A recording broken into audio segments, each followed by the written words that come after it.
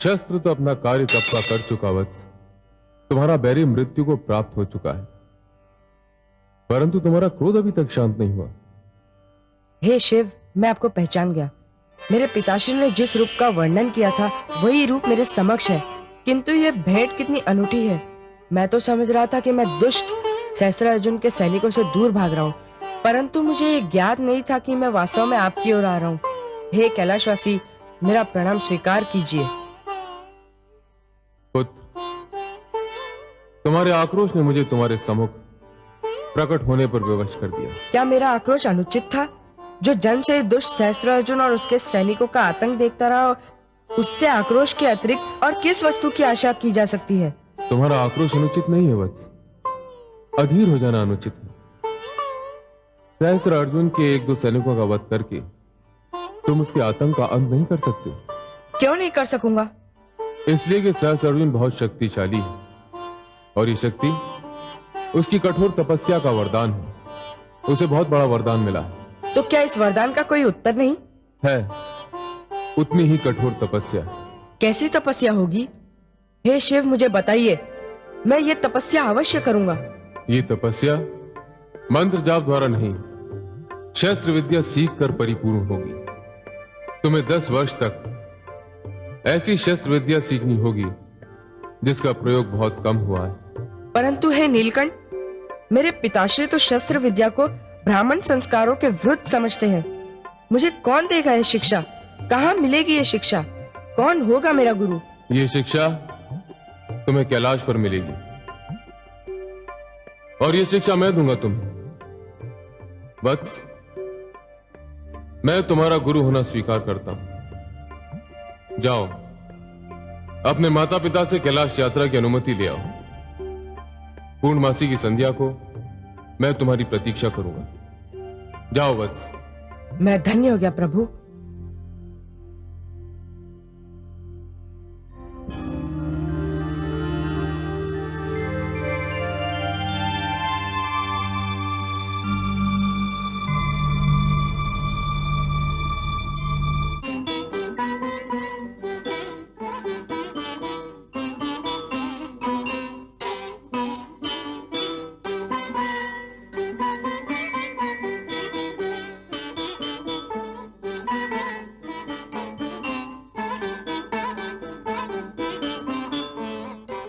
इस अचानक निमंत्रण का कारण समझ में नहीं आया।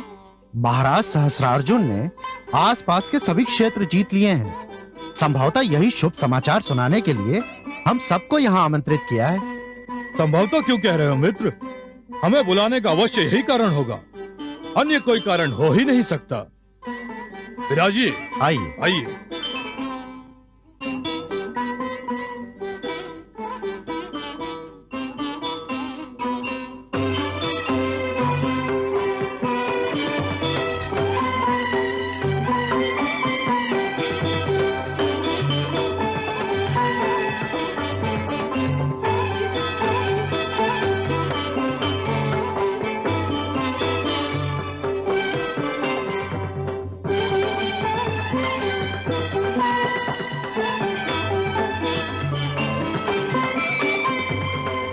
स्वागत है मित्रों। हम आपके स्वागत के लिए पलके बिछाए बैठे थे। हम आपको एक शुभ समाचार देना चाहते थे। हम वो शुभ समाचार सुन चुके हैं महाराज। हम तो स्वयं आपको बधाई देने के लिए आना चाहते थे महाराज। महाराज, आपकी शक्ति के समक्ष समस्त शत्रुओं के सिर झुक चुके हैं। इसका एक कारण है मित्रों। वो कारण तो दिखाई नहीं देता, परंतु भगवान दत्तात्रेय की अनुकंपा से हमारे सहस्त्र हाथ हैं। इसी कारण हमें सहस्त्रार्जुन कहा जाता है। हमारे हाथों में सहस्त्र हाथों का बल है। दिखाई दें अथवा दिखाई ना दें, हम सब ये जानते हैं कि यदि महाराज सहस्त्रार्जुन कह रहे हैं तो सर्वथा सत्य होगा। ये सत्य नहीं होता तो हमारे क्षेत्रों में फैले हुए आश्रमों की महिमा कैसे समाप्त होती, ऋषियों का बल और साहस कैसे टूटता। और 25 शक्तिशाली क्षेत्र आपके चरणों में शीश कैसे नवाते, उनके राज्य आपके राज्य का अंश कैसे बनते। और अब तो ऐसा कोई बचा भी नहीं है जो आपके समक्ष अपना सिर उठा सके। यही तो तुमसे चूक होगी मित्र।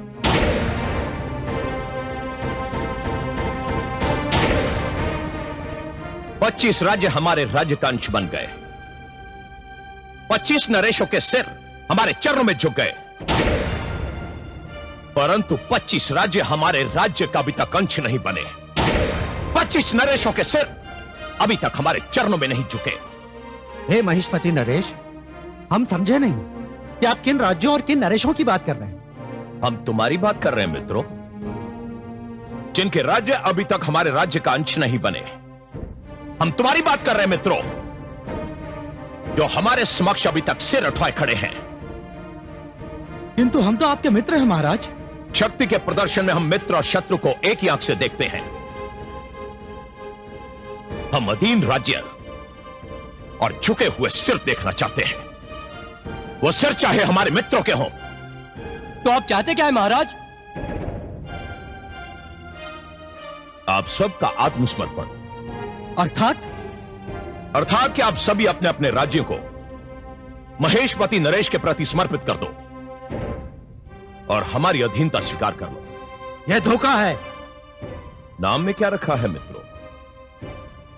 हमारे आदेश का जो भी नाम भला लगे वही रख लो, परंतु हमारे आदेश का पालन अवश्य होना चाहिए। हम आदेश का पालन नहीं करेंगे महाराज।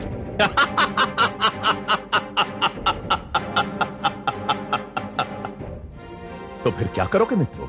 विद्रोह करेंगे हम, विद्रोह करेंगे। सेनापति, बंदी बना लो इन धूर्तों को। करेंगे, विद्रोह करेंगे। सैनिकों, बंदी बना लो सबको। विद्रोह करेंगे, विद्रोह करेंगे हम, विद्रोह करेंगे।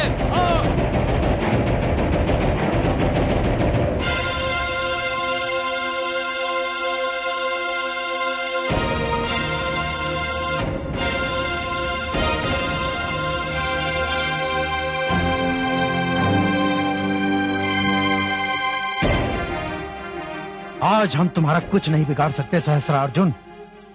बना लो हमें बंदी। संभवतः तुम्हारी मित्रता का इससे हल्का दंड और कुछ नहीं हो सकता। तुमने हमारी पीठ में छुरा घोंपा है।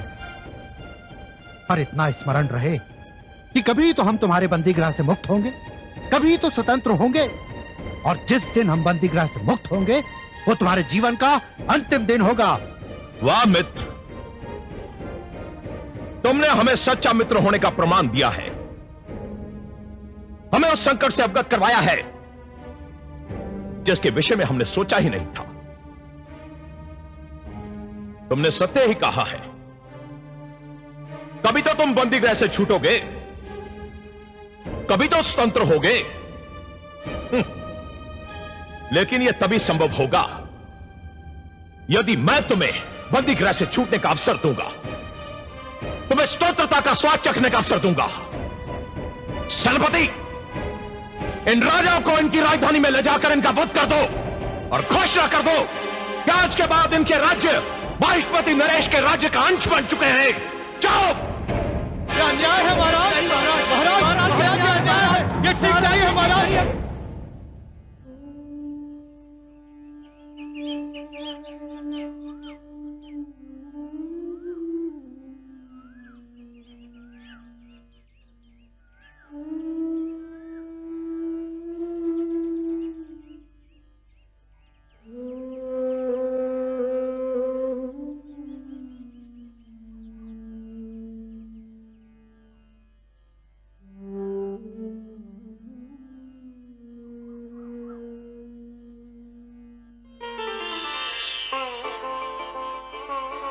प्रणाम माते।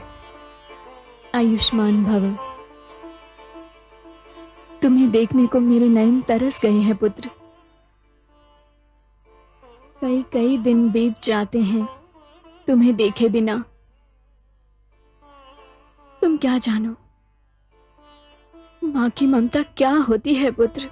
जानता हूँ माते, जानता हूँ मैं। माते, मैं आपकी ममता का ऋण नहीं चुका पा रहा हूँ, आपको वो सुख नहीं दे पा रहा हूँ जो कि एक पुत्र का धर्म है। पर क्या करूँ, मैं विवश हूँ। विवश हो? किससे? किसने विवश किया तुम्हें पुत्र? मेरे संकल्प ने, मेरे निश्चय ने, मेरे निर्णय ने। और आज भी मैं आपको कोई सुखद समाचार देने नहीं आया हूँ। मैं आपसे दूर जा रहा हूँ 10 वर्ष के लिए। जा रहे हो? 10 वर्ष के लिए? तुम कहाँ जा रहे हो पुत्र? मैंने शिवशंकर के पास कैलाश पर्वत पर जाने का निर्णय किया है। मैं उनके साथ 10 वर्ष तक रहकर उनसे शस्त्र विद्या सीखूंगा। आपकी अनुमति लेने आया हूँ। जब निर्णय ले ही लिया है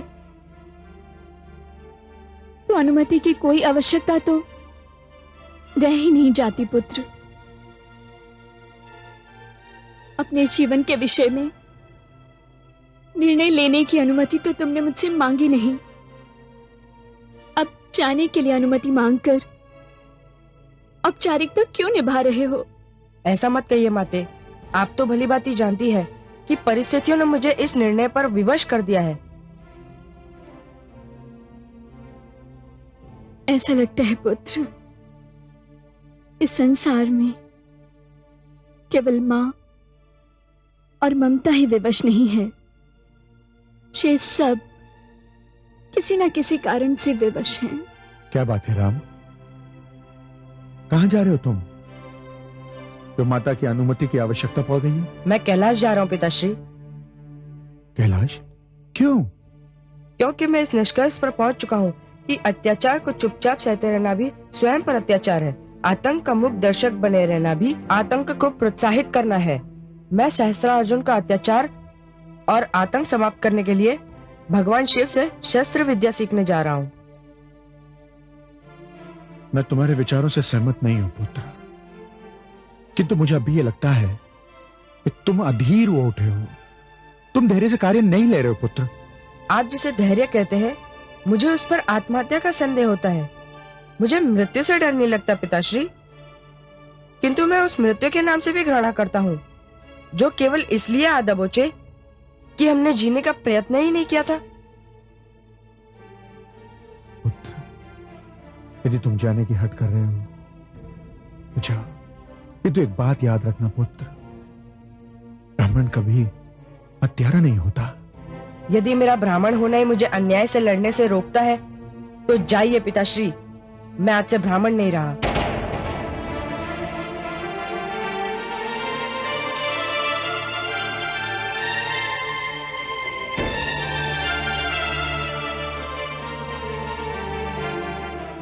विजय भव पुत्र, विजय भव। ये आपने अच्छा नहीं किया स्वामी। मैं राजनीति में नारियों का हस्तक्षेप सहन नहीं करता। ये राजनीति की नहीं, आचरण की बात है। जिन मित्रों ने आपके हर बुरे भले में आपका साथ निभाया, उनके साथ ये व्यवहार सर्वथा अनुचित और असभ्यतापूर्ण है।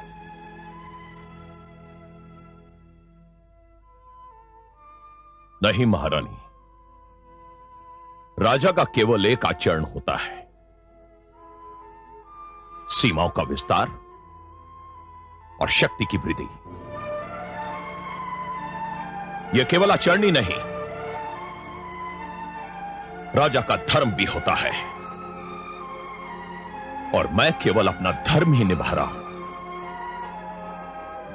मुझे इस मार्ग पर चलने से रोकने का किसी को कोई अधिकार नहीं।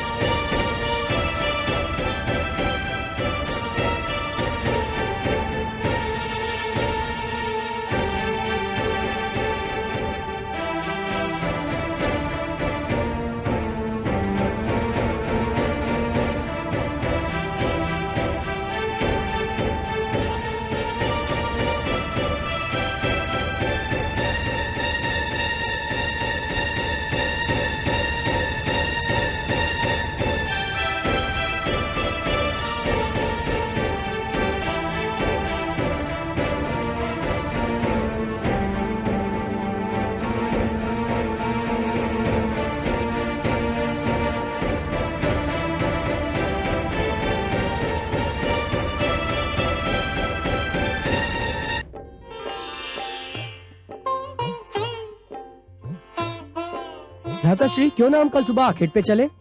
इसके लिए हमें आज्ञा लेनी पड़ेगी। अरे हम महाराज सहस्त्र अर्जुन के पुत्र हैं, हमें किसी की आज्ञा की क्या आवश्यकता? अरे उन्हीं की आज्ञा की आवश्यकता है हमें।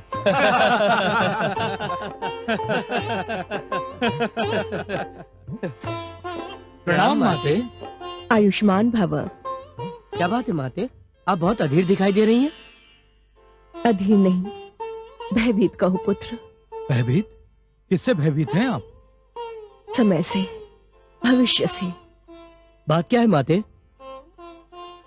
पुत्रों, बुरा समय आने की पहचान ये है कि मनुष्य सीधी राह पर चलते चलते उल्टी राह पर मुड़ जाता है। कौन उल्टी राह पर मुड़ गया है माते? तुम्हारे पिताश्री। वो कैसे? जब मित्रों से विश्वासघात किया जाने लगे, जब सहयोगियों के अधिकार छीने जाने लगे, जब साथ देने वालों का साथ छोड़ दिया जाए, तो जान लो कि समय संकट लेकर तुम्हारी ओर दौड़ा चला आ रहा है। हम अब भी कुछ समझे नहीं माताश्री। पिताश्री ने ऐसा क्या कर दिया है? तुम्हारे पिताश्री ने अपने सहयोगी राजाओं को बंदी बनाकर उनके वध का आदेश दे दिया है। उनके राज्यों को माहिष्मति की सीमाओं में मिला लिया है। यह सब उचित नहीं है। मैंने उन्हें समझाने का भरसक प्रयास किया, पर वे नहीं माने। पुत्रों, तुम मेरी सहायता करो, मेरे साथ चलो। उन्हें समझाओ कि यह विनाश का मार्ग है, अनर्थ का मार्ग है। पुत्रों, तुम्हारी मां तुम्हें ममता की दुहाई दे रही है।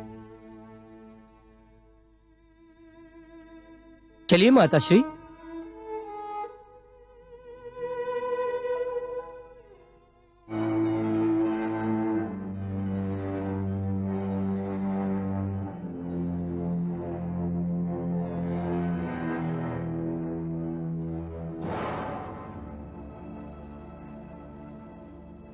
प्रणाम पिताश्री। पिताश्री, हमें आप पर गर्व है। अब तक हम केवल एक क्षेत्र के राजकुमार थे, आपने हमें धरती के एक विशाल अंश का राजकुमार बना दिया। ऐसे प्रतापी पिता का पुत्र होना भी बड़े गौरव की बात है। हम हर मार्ग, हर पग पर, हर समय, हर क्षण आपके साथ हैं पिताश्री। मुझे तुम चारों पर गर्व है। सम्राट सहस्त्र अर्जुन की जय।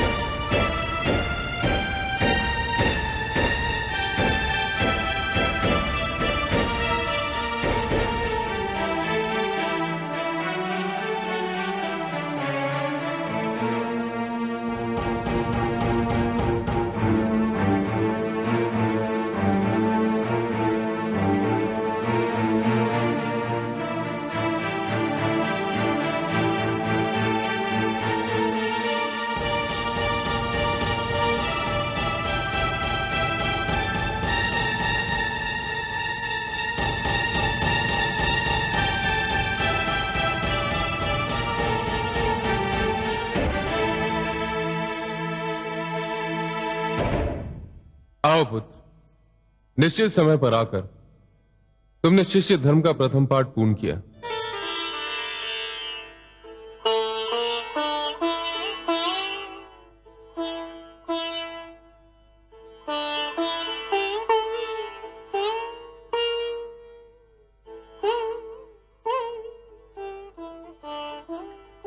यशस्वी भव। चिरंजीवी भव। महादेवी, ये जमदग्नि पुत्र राम है, और राम ये आचार्य महादेव। माता का परिचय देने की आवश्यकता नहीं है। जिनसे संसार की सारी माताओं को मातृत्व का दान मिलता है, ये वो जगदम्बा है। महादेवी, देखा आपने किस प्रकार हमारा शिष्य हमारे कैलाश को रंगोली से सजाता आया है।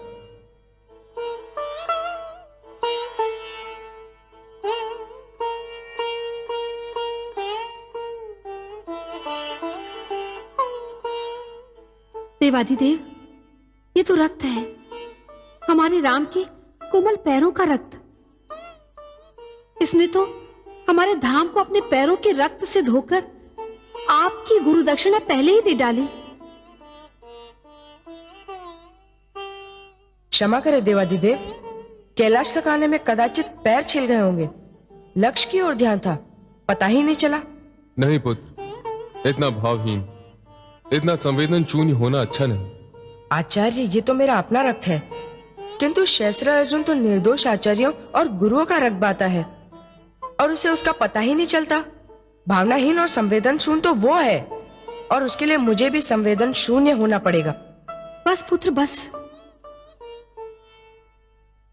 ये तेरी पीड़ा की चरम सीमा है।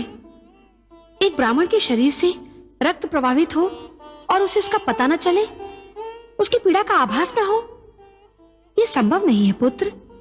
बस पुत्र बस, तू शिव के धाम आया है, तूने शिव को अपना आचार्य कहा है।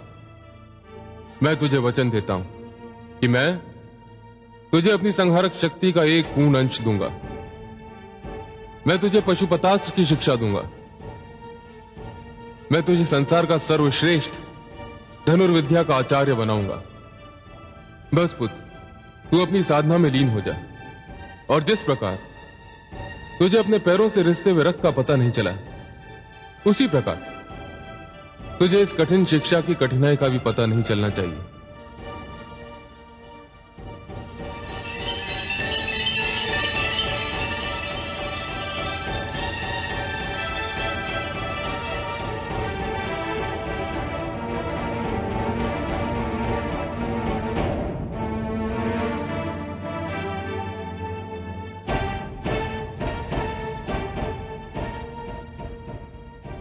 हे जमदग्नि पुत्र राम, मैं शिव गुरु शिष्य परंपरा के अनुसार तुम्हें अपना शिष्य स्वीकार करता हूं और वचन देता हूं कि मैं अपने गुरु धर्म का पालन पूरी निष्ठा से करूंगा।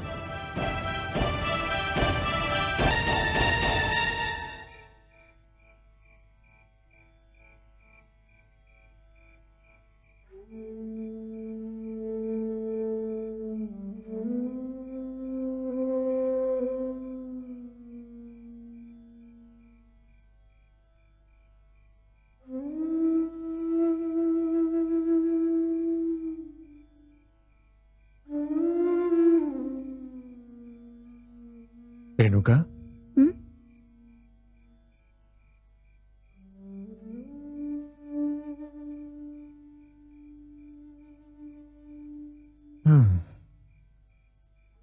क्या बात है प्रिय?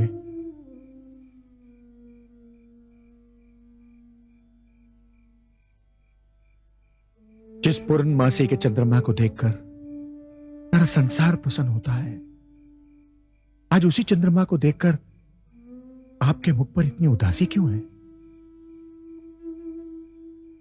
मेरा चंद्रमा, मेरा पुत्र तो मुझसे दूर चला गया है स्वामी। वो कैलाश पहुंच गया होगा।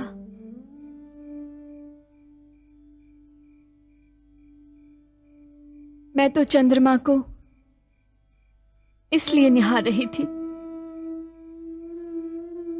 क्योंकि चंद्रदेव तो भगवान शिव की जटा पर विराजते हैं और इस समय हमारा पुत्र राम भी उन्हीं के समक्ष खड़ा होगा। आप सत्य कह रही हैं देवी, आपका पुत्र मोह उचित है, किंतु एक बात का ध्यान रखना रेणुका, हम आचार्य परंपरा के लोग हैं। पुत्र विछोह में कहीं ऐसा ना हो कि आपका ध्यान हमारे अन्य शिष्यों की ओर से हट जाए। नहीं स्वामी, ऐसा कदापि नहीं होगा। मैं माता होने के साथ साथ एक गुरु पत्नी भी हूं। मेरे लिए संतान शब्द की परिभाषा अन्य माताओं से भिन्न है। मेरे लिए मेरे शिष्य मेरी संतान से अधिक महत्वपूर्ण है स्वामी। तुम धन्य हो।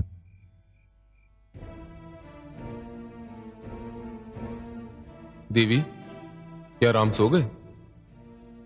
राम सो गए? ये कैसा परिहास है स्वामी? स्वयं प्रश्न किया और स्वयं हंस दिए। देवी, मैंने कहा क्या राम सो गए? अब यदि राम सो गए तो संसार का क्या होगा? इसका तात्पर्य नहीं समझी मैं महादेव। राम तो सचमुच ही सो गया। देवी, हमें स्मरण रखना चाहिए कि राम कोई साधारण बालक नहीं, वे श्री हरि विष्णु के अंश अवतार हैं। हाँ स्वामी, मैं तो ये भूल ही गई थी। मुझे तो यही स्मरण था कि आपके शिष्य के रूप में मुझे एक और कार्तिकेय मिल गए हैं। मैं मां हूं, धरती मां। कैसी विचित्र घटना घटी है। भगवान विष्णु के अंशावतार जमदग्नि जैसे महान ऋषि के पुत्र जामदग्नि ने राम के गुरु का स्थान स्वयं महादेव ने ले लिया है। पालन करता शिष्य और संहार करता गुरु। जिस दिन ये शिक्षा पूर्ण होगी वो दिन सहस्रार्जुन जैसे पापियों के लिए अंतिम दिन होगा। सहस्रार्जुन ने अपने पाप के घड़े को भरने के लिए बलात्कार जैसा जघन्य पाप भी करना प्रारंभ कर दिया था। वो दिन प्रतिदिन अधिक से अधिक शक्तिशाली होता चला जा रहा था। नर्मदा जैसी पवित्र नदी में विभिन्न स्थानों पर उसके जल विहार हुआ करते थे। एक दिन मैंने देखा कि नौका में सहस्रार्जुन रमणियों के साथ विहार करता चला आ रहा है। नर्मदा किनारे उसके सैनिक भागते आ रहे हैं।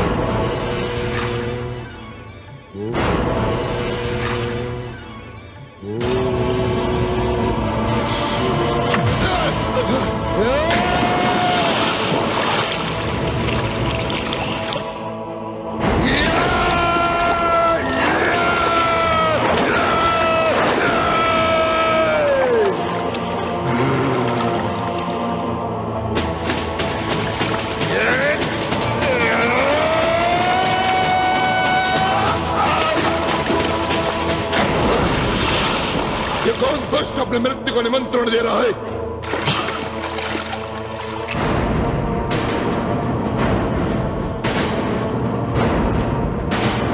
यह किसने काल की कलाई थामने की धृष्टता की है? वो तो है वो अंधा जिसने लंकापति रावण के साथ ऐसा दुर्व्यवहार करने की चेष्टा की है। नीच, नराधम, इस नर्मदा के पवित्र जल को ऐसे पाप कर्मों के लिए प्रयोग में ला रहा है तू? बंद कर अपना यह प्रलाप। तू मेरे ही राज्य में खड़ा शालीनता और शिष्टाचार को भूलकर इसलिए कर रहा है क्योंकि तू लंकापति रावण है? शीघ्रता से मेरे चरण में गिरकर क्षमा मांग। तू जिन चरणों की बात कर रहा है, तुझे चरणहीन करके इसी नर्मदा में तेरा श्राद्ध कर्म करूंगा। मैं रावण हूं, लंकापति रावण। मैं शस्त्रार्जुन हूं।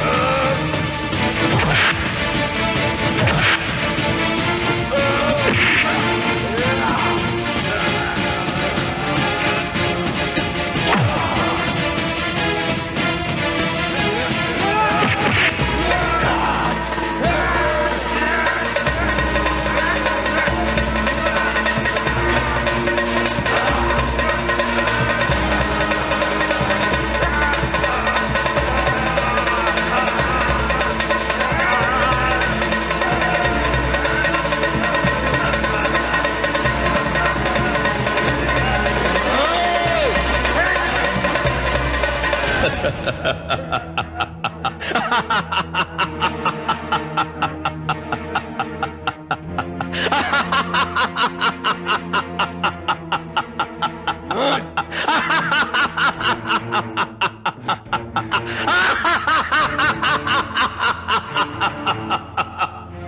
बना लो इसे और इसे हमारे समक्ष दरबार में प्रस्तुत करो।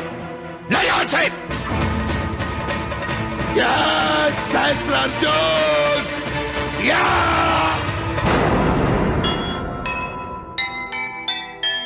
नैया अत्याचार की कभी न होगी पार। केवट चाहे जो करे डूबेगी मंझधार। देखना अत्याचार कर निर्दोषों के साथ। रोएगा तू एक दिन सिर पर रख कर हाथ, सिर पर रख कर हाथ। जो सुनेगा ये पुराण पाएगा सुख और ज्ञान, पाएगा सुख और ज्ञान। कर्म को ही धर्म जान, प्रेम की तू छेड़तान, प्रेम की तू छेड़तान। बीते युग बता रहे हैं, बीते युग बता रहे हैं, सत्य पथ पे